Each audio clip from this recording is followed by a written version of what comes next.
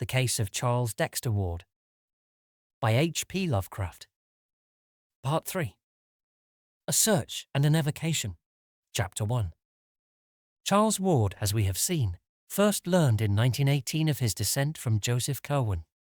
That he at once took an intense interest in everything pertaining to the bygone mystery is not to be wondered at, for every vague rumour that he had heard of Curwen now became something vital to himself, in whom flowed Curwen's blood.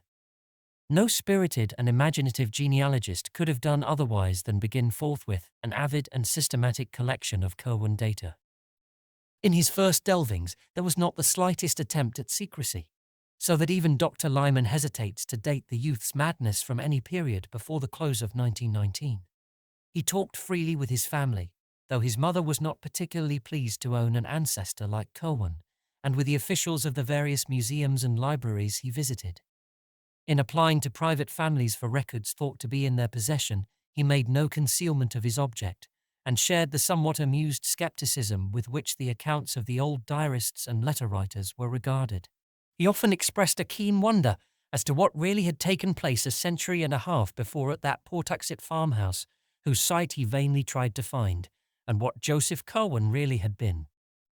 When he came across the Smith diary and archives and encountered the letter from Jedediah Orne, he decided to visit Salem and look up Curwen's early activities and connections there, which he did during the Easter vacation of 1919.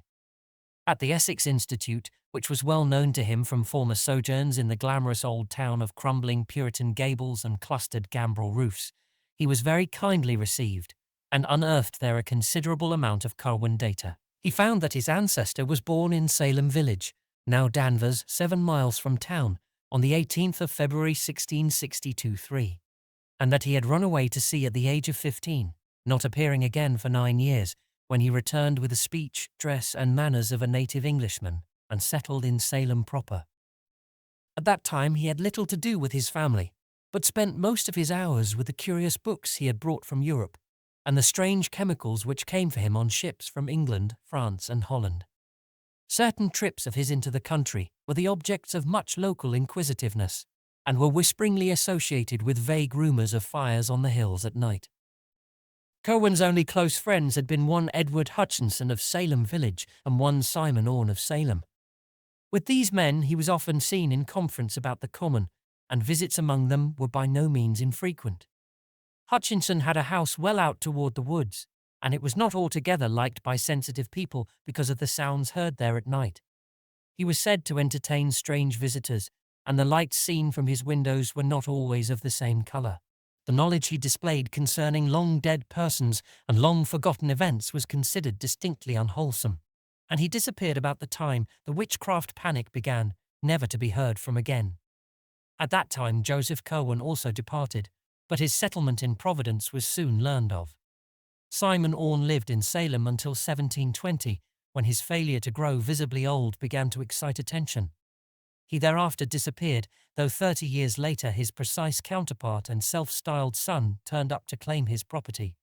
The claim was allowed on the strength of documents in Simon Orne's known hand, and Jedediah Orne continued to dwell in Salem till 1771. When certain letters from Providence citizens to the Reverend Thomas Barnard and others brought about his quiet removal to parts unknown. Certain documents by and about all of these strange characters were available at the Essex Institute, the courthouse, and the Registry of Deeds, and included both harmless commonplaces such as land titles and bills of sale, and furtive fragments of a more provocative nature. There were 4 or 5 unmistakable allusions to them on the witchcraft trial records, as when one Hepzibah Lawson swore on July 10, 1692, at the Court of Oyer and Terminer under Judge Hathorne, that 40 witches and the Blackie man were wont to meet in the woods behind Mr. Hutchinson's house, and one Amity Howe declared at a session of August 8th before Judge Jedney that Mr. G.B. revered George Burroughs on that night, but ye divil his mark upon Bridget S., Jonathan A., Simon O., Deliverance W., Joseph C., Susan P., Mehitable C., and Deborah B. Then there was a catalogue of Hutchinson's uncanny library as found after his disappearance, and an unfinished manuscript in his handwriting, couched in a cipher none could read. Ward had a photostatic copy of this manuscript made, and began to work casually on the cipher as soon as it was delivered to him. After the following August, his labours on the cipher became intense and feverish, and there is reason to believe from his speech and conduct that he hit upon the key before October or November. He never stated, though, whether or not he had succeeded. But of the greatest immediate interest was the Orne material. It took Ward only a short time to prove from identity of penmanship, a thing he had already considered established from the text of the letter to Curwen, namely that Simon Orne and his supposed son were one and the same person. As Orne had said to his correspondent, it was hardly safe to live too long in Salem, hence he resorted to a 30-year sojourn abroad and did not return to claim his lands except as a representative of a new generation. Orne had apparently been careful to destroy most of his correspondence, but the citizens who took action in 1771 found and preserved a few letters and papers which excited their wonder. There were cryptic formulae and diagrams in his and other hands which Ward now either copied with care or had photographed, and one extremely mysterious letter in a chirography that the searcher recognized from items in the Registry of Deeds as positively Joseph Curwen's. This Curwen letter, though undated as to the year, was evidently not the one in answer to which Orne had written the confiscated missive, and from internal evidence Ward placed it not much later than 1750. It may not be amiss to give the text in full, as a sample of the style of one whose history was so dark and terrible. The recipient is addressed as Simon, but a line whether drawn by Curwen or Orne, Ward could not tell, is run through the word. Providence, 1st May. At Folgo. Brother, my honoured ancient friend, due respects and earnest wishes to him whom we serve for a eternal power. I am just come upon that which you ought to know, concerning the matter of the last extremity, and what to do regarding it. I am not disposed to follow you in going away on act. Of my years, for Providence hath not ye sharpness of ye bay in hunting out ye uncommon things and bringinge to trial. I am tied up in ships and goods, and could not do as you did, besides the which my farm at Pawtuxet hath under it what you know, that would not wait for my coming back to ye as another. But I am not unready for harder fortunes, as I have told you, and have long worked upon ye way of getting back ye after ye last. I last night struck on ye words that bringe up Yog Sothoth, and saw for ye first time that face spoke of by Ibn Shakabau in ye, and it said that ye 3rd Sami in ye Liber Damnatus holds ye clerical. With sun in 5th house, Saturn in trine, draw ye pentagram of fire, and say ye 9th verse thrice.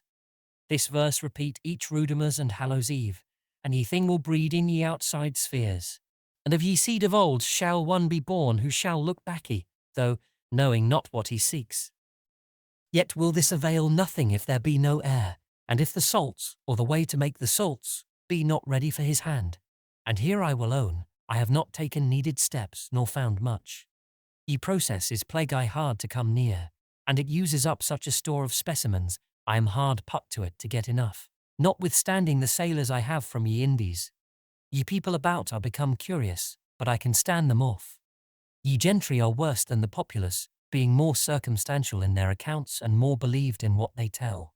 That parson and Mr. Merritt have talked some, I am fearful, but no thing so far is dangerous. Ye chemical substances are easy of getting, there being 2 good chymists in town, Dr. Bowen and Sam Carew. I am falling out what Boralus saith, and have help in Abdul al-Hazred his 7th book. Whatever I get, you shall have. And in ye meanwhile, do not neglect to make use of ye words I have here given. I have them right, but if you desire to see him, employ the writings on ye piece of that I am putting in this packet. Say ye verses every Rudimers and Hallows Eve, and if a line run out not, one shall be in years to come that shall look backy and use what salts or stuff for salts you shall leave him. Job 14:14. I rejoice you are again at Salem, and hope I may see you not long hence. I have a good stallion, and am thinking of getting a coach, there being one. Mr. Merritt's in Providence already, though ye roads are bad. If you are disposed to travel, do not pass me by. From Boston take ye post road through Dedham, Wrentham, and Attleborough, good taverns being at all these towns. Stop at Mr. Balcomb's in Wrentham, where ye beds are finer than Mr. Hatch's, but eat at ye other house for their cook is better. Turn into Prue by Pawtuxet Falls, and ye rode past Mr. Sales's tavern. My house opposite Mr. Epinetus Olney's tavern off ye Town Street, ist on ye north side of Olney's Court.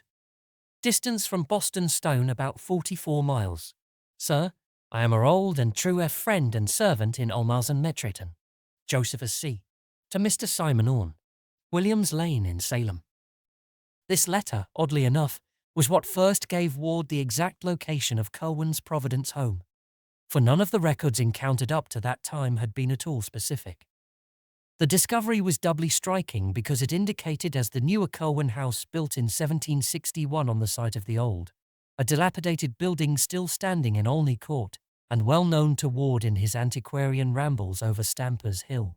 The place was indeed only a few squares from his own home on the Great Hill's higher ground, and was now the abode of an African family much esteemed for occasional washing, house-cleaning and furnace-tending services. To find in distant Salem such sudden proof of the significance of this familiar rookery in his own family history was a highly impressive thing to Ward, and he resolved to explore the place immediately upon his return. The more mystical phases of the letter, which he took to be some extravagant kind of symbolism, frankly baffled him, though he noted with a thrill of curiosity that the biblical passage referred to, Job 14:14, was the familiar verse, "If a man die, shall he leave again? All the days of my appointed time will I wait, till my change come."